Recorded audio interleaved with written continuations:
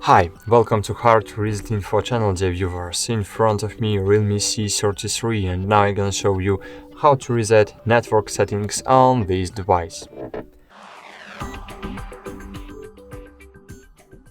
So firstly, open Settings application, then scroll down and choose System.